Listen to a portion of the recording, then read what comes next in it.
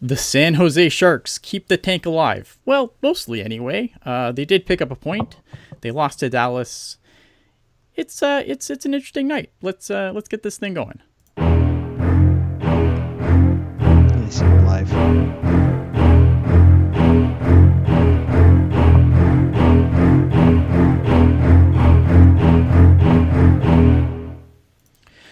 But of course, you want to be part of the show, you know the things to do all the normal stuff. Hit the like button, hit subscribe, leave us a comment. Other than that, though, man, screw this. We're not goofing around with all this shit. It's me, it's Puckguy, it's Teal Town, USA, After Dark. Puckguy. Yeah, it is. Yeah, it is. Good evening. It's been a hell of a 25 minutes to tell you. My apologies for, as usual, I'm sure others would tell you on this podcast, my internet sucks, my computer sucks, whatever. I don't give a fuck right now. The Sharks lose this one 7-6. Yeah, dude. This is, just when you thought, oh, geez, at least we got those 10 goal games out of the way. It couldn't get any worse. It's not like having a 2-0 lead and then letting that evaporate. It's not like having a 6-3 lead and letting that evaporate to the wayside. And you have these kids, Wyatt Johnson and Stankoven, which I love the name, dude. Love the freaking name. But oh my God. Oh my God. Can we hold a freaking lead? Can we hold a fucking lead? Holy shit, man. It's like, now, as you've said before during last few weeks, it's not that bad when we lose, but at least we're entertained. This was an entertaining hockey game tonight. This was an absolute entertaining hockey game. And to see probably one of the better goaltenders in the league in Jake Ottinger, give up 6 goals on 20 shots for a 700 save percentage, you're thinking you should have this game in the bag. And yet, with 11 forwards and 7 defensemen, can we defend? No, we can't defend. Can we make a save? No, we can't do that either. They were laughing. Ian, they were laughing in the third period after Granlund, misses the, gives it to Duclair, and Duclair gets the shot deflected. Granlund was chirping at him. Granlund was freaking chirping at him for fraying out loud. And it just slipped away. It just freaking slipped away. That is so unacceptable. I don't fucking get it. I really don't. But then again, this is the team that currently has 15 wins. They got a point tonight, so they're now back to number 31. I'm waiting for, Ricky to say, oh, crap, the team tanked, but it's a shame we picked up 1 point. I could see that in there. I see Purdy Good saying, crapping in strikes again. How do we not put Krona in tonight? And Ian, I'll ask you this on the first stuff before we get to recapping this 13 goal goal fest. Why not put Krona back in?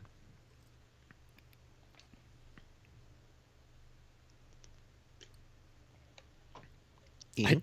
I'm sorry. I look at, so a little peek behind the curtain. We had some tech issues, so I had to scramble to set up the stream so that I can do this. I don't know if my scrolling text is going to be long. No, let's stop. So we had to do a little role reversal, right? I gotta intro us in and get us going, and I knew that we were switching roles. I didn't realize we were switching roles completely tonight. Neither did I, but when you lead a game 2-0 and 6-3, you're smiling on the bench, halfway through the third period, and then you just let it go to crap side with 2 rookies. And this is probably what's going to irk some other people. You see 2 kids on the Dallas Stars one has a 4-point night, the other one has a 5-point night, including a hat trick. And you're like, we want to see the kids. And it's like, I wish our kids could put up 5-point nights. You know, I wish our kids would be up. Gushin, where are you? Borlo, get your shit together. Well, I don't even know. I'm just gonna let you go. I'm just gonna sit here. This is the easiest. I'm gonna have the easiest night ever. Oh, I'm just gonna sit here. I'm gonna drink my 7-Up Zero. It's gonna be great. Oh, see, I'm on a cherry Coke Zero rush right now. All right. Let me regain composure here. 3.5 minutes in, Anthony Duclair on the power play makes it 1-0. Then you have Fabian Zetterlund with a nice feed from Anthony Duclair. After he steals the puck, gives him a one-timer. He freaking kind of fan on it, but it still beat Ottinger somehow to make it 2-0. You're like, ooh, 2-0. All right. It's not like we've had the lead, scored first, recently. Oh, wait, we've done that 5 straight games. Something like that, yeah. And then what happened? Then Jamie Benn decided to get all Pavelski-like. Who are you trying to impress here? Come on. Really? Ben gets a tip off of a Heiskanen shot to make it, 2-1. And then, frickin' Stankoven draws 2 penalties in there to get the 2 power plays for Dallas. And, when you're a penalty killer, you should just kill the penalty. But, alas, no. Logan Stankoven gets the loose puck. He shoots it in, makes it 2-2 after 1 period of play. I thought, Ian, after 20 minutes, the Sharks played fairly well, even though they gave up 2 goals late in the period. Yeah, they played okay. I mean, look at Dallas. It's funny, right? Because obviously people are giving me the gears because I spent the game basically saying that Dallas are frauds. Here's the thing with the Dallas Stars. Like, you look at this team and you look at it on paper, and it's a good team, right? You've got a good mix of young and old, like veteran guys. You got some really good veteran guys. You got some really good young guys. I think like Stankoven's a player that I love. And, to see him having success in the NHL is awesome. But like every time I watch this team, I'm so unimpressed by them. Like, and you look at the standings, and yeah, they're up there, obviously. Like they've done really well. But every time I watch this team, I'm unimpressed. Like, for a contending team, for a team that, look, and I understand that this team is a team that went to the Western Conference Final last year too, but I don't know what it is. There's just something about this team where I just always remain unconvinced. There is that something there, though. Even though you have Robertson, you have Rupe Hintz, you have the big Pavelski, you have Miro Heiskanen in there, Jake Ottinger. This was definitely not a typical Jake Ottinger game. No, he was far brutal from tonight. it. I mean, like, what did they have? How many shots? 20 shots? 20. He let in 6 goals. Like, yeah, not a good night for Jake Ottinger at all. It's like he got traded to the Sharks or something. Oh my God. Yeah, I don't know, man. Like, there's just something about this Dallas team that just leaves me unconvinced. And, maybe, again, like, this is a team that maybe I'm just the idiot here, right? This is a team that went to the Western Conference Final last year. I thought Vegas beat them very convincingly, but they were there. I don't know, man. Like, they're a weird team, right? I mean, I like the fact that they came back and won, and because obviously, like, that makes it even better, right? Because then I can come on here and I can get roasted in the chat, and it's fine. Honestly, it's fine. Like, I'd rather. Yeah, you did put out a tweet earlier. I did, yeah. I called them frauds like all game. Because I'm just like, what is going on here? And people are gonna be like, oh, look at how they came back and they won. And then they, don't get me wrong, like, they did turn it on, but like the fact that they were down 6-3 to this San Jose Sharks, to this team missing Logan Couture, missing Tomas Hertl, like, that's pretty sus. I don't know, man. That's my defense, right? Like, that is my defense. This team shouldn't be getting up 6 goals on anyone. Now, obviously, Anthony Duclair's on a heater because he wants to get the hell out of here. That's my story, and I'm sticking to it. No, and you just hit it right on the head. What I was thinking about all game long is that these guys just got a wake-up call, because in 3 days the trade deadline's coming, and if you want to go to a cup contender like Alexander Barabanov supposedly does, well, where are you on the frickin' stat sheet tonight, Barbie? If you really want to do something, let's get going here, bud. You know what? And I'm not even like, I think last year I would have been devastated to hear that he wanted out. But like this year, you know what? Like it's been such a meh season for him. And I know that there's, again, with everybody, okay, I feel like every time we have to say this caveat of, oh, well, the injuries. And then trade me right fucking now. Yeah. You know what though? Like I'm not like, I was like, whatever, great. See you later. Like, oh no. Alexander Barabanov wants out. Like he hasn't had a good season. Someone will probably pick him up. Someone might take him, might sniff around that. I don't think he's gonna get you anything though. Like I think last year, if someone was sniffing around, like you could have extracted something. I think decent. I mean, Barabanov's found money either way, so it's fine. Right. I mean, you probably could have gotten maybe like a 3rd round pick last year. Now you're looking. What is he getting you today? Like a 5th, a 6th? I don't know. Maybe a 5th. You might even get Mike Hoffman for a 7th at this rate. But then again, Elliot Friedman's saying, there's no interest in any Sharks. Gee, I wonder why. Yeah. And Duclair's on a heater, which we knew was coming. Time. Yeah, I mean, it's the perfect time, right? And I was trying to put up, I was doing like a jillion things at once, but, I was trying to put up a graphic. I think he's got 6 goals, 3 assists for 9 points wearing Califin. If there's anybody who doesn't think it's a curse, it's Anthony Duclair. I mean, 6 games, 9 points. Well, okay, let's talk about this I'm so glad you brought this up because it's so boy, now dumb. You're going to get going. Well, no, because I think it's like the difference between this and the other times where like people were talking like the difference between now and then, right? And I think this is why maybe this is is this a talking point on like Sharks Facebook where all the idiots fucking go? Like, cause I don't see this talking point come up, but I constantly hear it on this channel. So the difference is that when they were losing in the, in the fucking stealth jerseys or whatever the fuck else, that was a good team that shouldn't have been losing, right? It was a team that was supposed to win games. They were still in a winning mode. Yeah. And this team is fucking terrible. It's not going to, they could go out there, covered in fucking gold and not win anything. Like, you know what I mean? Like, I don't know, man. Like, it's just such a dumb... No, I get you. I totally get it. This is the only place where I hear this as a talking point. It's like, oh, but the and I wonder, like, are we just like trying to like make this a thing so people start talking about it so we can call them idiots and from our super high fucking tower? Is that what we're doing? I don't know. I didn't even know we had a high fucking tower. Well, I look at, we are on a podcast, sir. We are up here and we look down at all the plebs on wherever you are, plebs. You know where you are. What? We look down on you. No. And we tell you what's what and what's good. No. Yes. That's what I do. That is my role here. Oh my God. I digress. I am here to tell you what to think. Yeah, the Sharks had 2 different 10-game losing streaks, but the Califins are bad luck from Uncle Damfee. Well, what are we at? 8 in a row now without a win? Yeah, 8 in a row because we're 0-6. That's good. That's good though. Like why are we mad? It's good.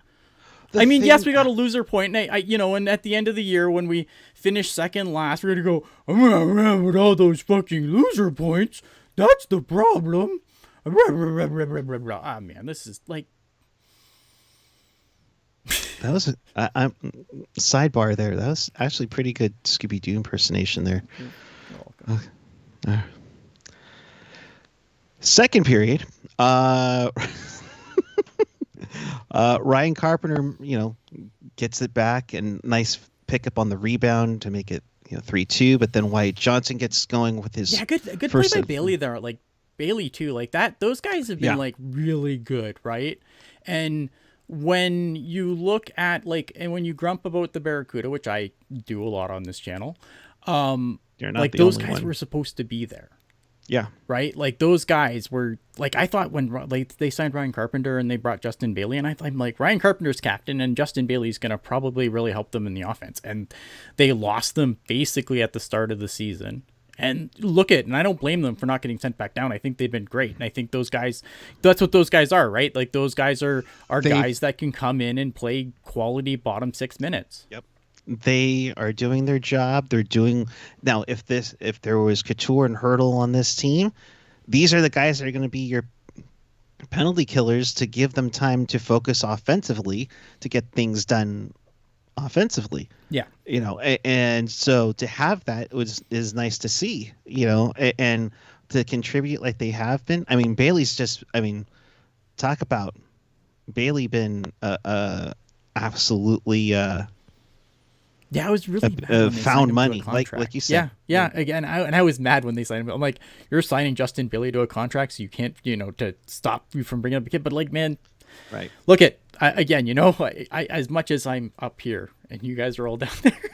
Oh my God! Stop. Those are our viewers. Damn it, Ian.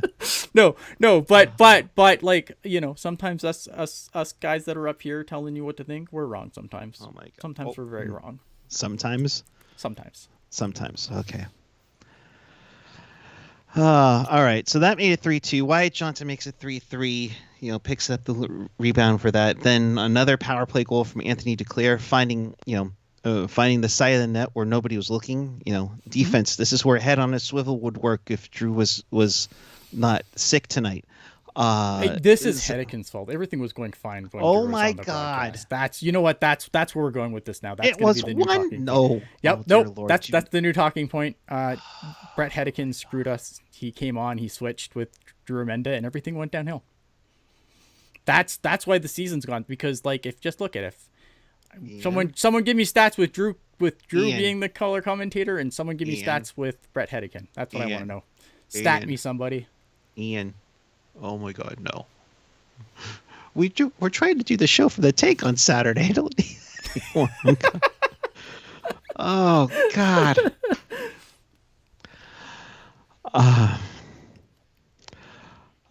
So Duclair makes it a power play goal to make it 4-3. Zadina ties his career high to make it 5-3. Way to see Hoffman and Addison show up on that play. But kudos to Zadina. He's starting to turn it up. Since the All-Star break as well. He had that crazy night against Calgary. You have this one tonight. Getting back to it earlier, I think a lot of these guys are like, okay. I just want curses. That's all I want. I just want to talk about curses now. That's all I want to talk about. No. But, I wonder if that comment from Friedman on 32 Thoughts hit these guys a little bit where, hey, we're not being looked at for being trade pieces.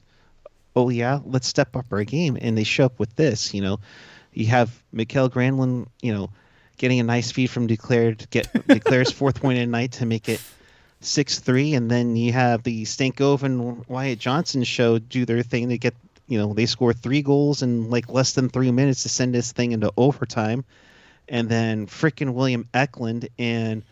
Shout out to our friend William Eklund takes a puck in the foot or the knee. I'm not sure where he took this because I tried to watch this and I made it I put it on my big monitor and I tried to get our GIF up as big as I could to try and figure what the fuck happened there. Yeah. And I could not figure it out if it went maybe off the inside of his foot, which hurts like a son of a bitch, by the way. I will say, and shout out to Ruben, our friend, who's at the game tonight. He got a video that he sent to me via text, and Eklund's not putting any weight on that foot at all. Okay, so it's probably a foot then, because what I was worried about was there's 2 things, right? There's usually their pants are long enough, but sometimes you can get unlucky where there's a spot above your shin pad and below your pant leg where if you take a puck there, that hurts like a son of a bitch too, because that's just fleshy, right? That's super. I don't know what that would be, but it would hurt like a hell. There's also the inside of the foot, which I don't know why I'm touching the inside of my foot. You can't see me touching the inside of my foot. What am I doing? I don't know at this point. We're all off the freaking rails. We're completely off the rails. It's showing it's fine. And we apologize for most of it. And if you take off the inside of the foot, especially the inside, man, that's just all fleshy. There's lots of meat there. And that hurts a lot. That hurts like a son of a bitch. Well, and you talk about injuries. You see that with Eklund tonight, whether if it's off a bone of a foot and everything, but you also had Zetterlund take a hard hit from Hakanpää. Yeah, that was a clean hit, though. I mean, that's unfortunate. No, totally. And then you also saw the cross check from Jamie Benn hit Kyle Burrows, and if you looked at their GIF, oh my goodness, Burrows was in pain for as he went down. Like, oh my God, I've never seen somebody get shot like that. So, yeah, it sucks, so let's get some comments from the thing. You're gonna have to scroll. I did not set up YouTube for this really quick, and for YouTube doesn't work innately in OBS for people that want to, again, we're apparently going under the hood of the podcast today, trying to figure out where it's gone wrong. So the whole reason, and inside hockey here, hockey. We use a certain streaming software program. I updated it during the second intermission because what have you done? Yeah, and next thing you know, I'm trying to hit the go live button, and the go live button wasn't there. Oh. So, yeah, isn't that so wonderful? Then I scrambled, and then Ecamm, the program they use is called Ecamm, and it's great because everything's innately built in. OBS is it's like a house built of with duct tape. You just kind of tape things to it and hope to God it works properly most of the time. And so I have to do a completely separate thing to get the YouTube channel comments to show up. So if I can't bring your YouTube comment up, I apologize. We will acknowledge you. If you super chat, we will acknowledge you. Let's get to the fucking thing. Duclair says this is the toughest loss of the season. Quote, 100%, this one stings. It's probably worse than the 10-1, 10-2 losses at the beginning of the year. You just have to win this game. I don't understand. Yeah, I mean, I think you said it best, right? This is a team that was up 6-3 and got a little bit loose, and everyone's happy. And I'm not as much as people might think that I am against happiness being the angry Canadian robot. Being angry is the only real feeling that you should feel. I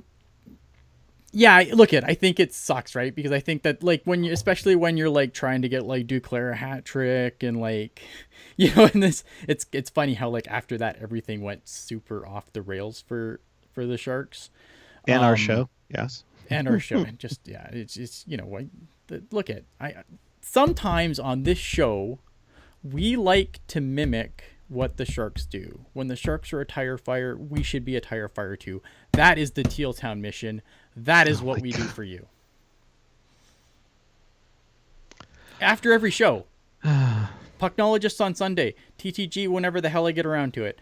These are the things that we do. When the team's a tire fire, we are a tire fire. We will tire fire for you all the time.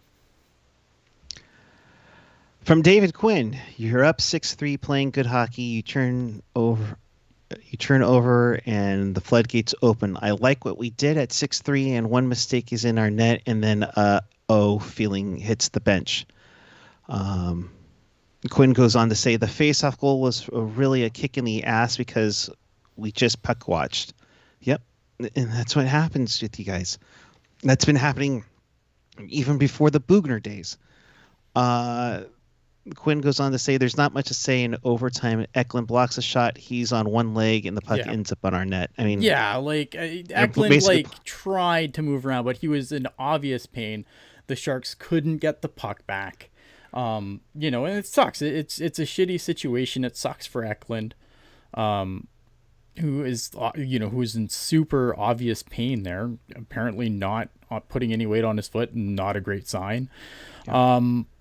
He couldn't move. It was just obvious he couldn't move. I know that hockey players are supposed to break things and, skate through it like men, but, he was in obvious pain there. And if you've ever taken a puck off the inside of your skate, it sucks. It super fucking sucks. Mm-hmm.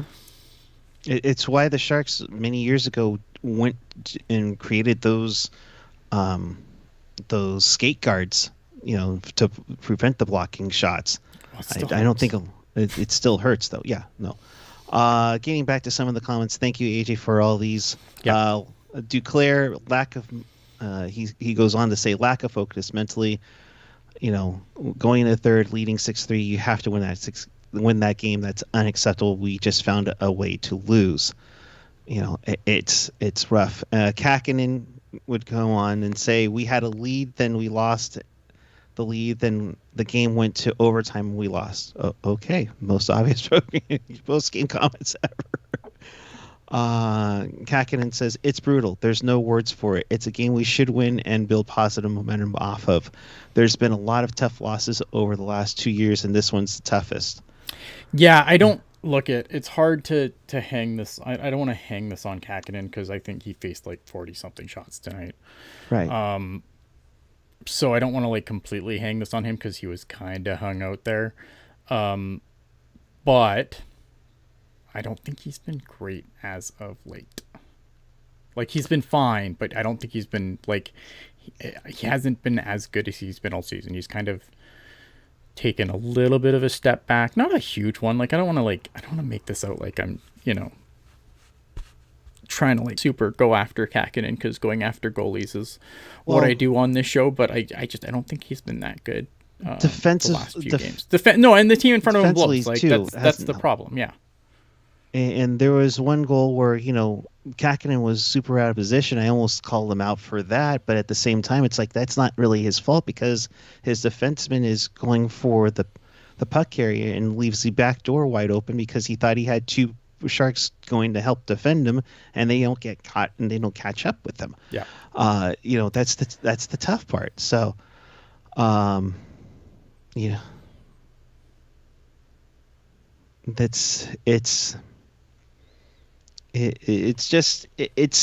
it's frustrating. Okay. And now that, now I've calmed down a bit and still, pissed off that, my eCam program decided to, never do a gajillion things at once, folks, and not see the program going. Don't update in the second period is the answer there. Yeah. But the thing is that, this was an entertaining hockey game, and this game was fun. I mean, it sucks the way they lost, but they lost. Like, it sucks the way they lost. They could have done this in regulation. That would have been better. Aaron Jackson in the chat, I love it. Crapping for Macklin, nice. That's way better than Tankini for Celebrini. Yeah. Yeah, and definitely less graphic too. So, yeah. Anything else to add, sir? Nope. I think we've did we cover it? I think so. Maybe, kind of, sort of. I don't know. Whatever. All right. Well, they lose 7-6. They get a point, so they are now officially tied with Chicago. For the fewest points in the league. But the Sharks do have why is it not loading? Oh, of course. What else can not load on my freaking thing right now? Yeah, so the Sharks are at 36. Chicago is at 37 or 35. I love NHL.com. You are wonderful. Oh my goodness. Oh, now it's loading. That's terrific. Whatever. Oh, yeah. Now Skype's going to do silly Skype things. Oh, that's wonderful. Now that it's all updated, thank you, NHL.com. Chicago's at 37 points with 63 games played. The Sharks have 21 games to go. They're at 37, so they have 2 games in hand on Chicago right now. 15, 39, and 7. I mean, they should be getting close. I think if Chicago had lost in regulation, a couple of things had happened. They were technically officially eliminated. The Sharks are almost there. Unfortunately, if you were one of those souls who was thinking, oh, they're so you say there's a chance. No. So there's that. yeah, I think that is pretty much it on this night, my friend. If you want to throw the In Case You Missed It graphic, go for it. So in case you missed anything, or you want to watch this... Sorry. Let me do this because I don't think you can do it. I think I have you muted for this part, so. In case you missed anything or you want to watch this again, check us out on tealtownusa.com or your favorite podcatcher. And of course, leave a like, leave a comment if you're watching us on the replay about the nightmare that just took place in San Jose tonight as the Sharks lose the game 7-6. It is what it is. Ian, your final thoughts. My final thoughts are when the Sharks do bad, it's good, but it's better if they do bad in regulation. Yeah. That's my final thoughts. All right. We will be back with you Thursday as the Islanders come to town, who won tonight and I think had their second empty net goal of the year. Boy, howdy, that should be fun with the Islanders trying to stay in the playoff race. They're about 4 points back of Tampa for the final playoff spot. Man, these playoff races are going to be fun. If you watch more than just the Sharks for hockey-wise, it's going to be a fun last quarter of the regular season. Yes. So we'll see you Thursday following Sharks and Islanders. And until then, keep it real, keep it teal, keep it real, teal. Have a great night, everyone. They are still beautiful jerseys. Good night.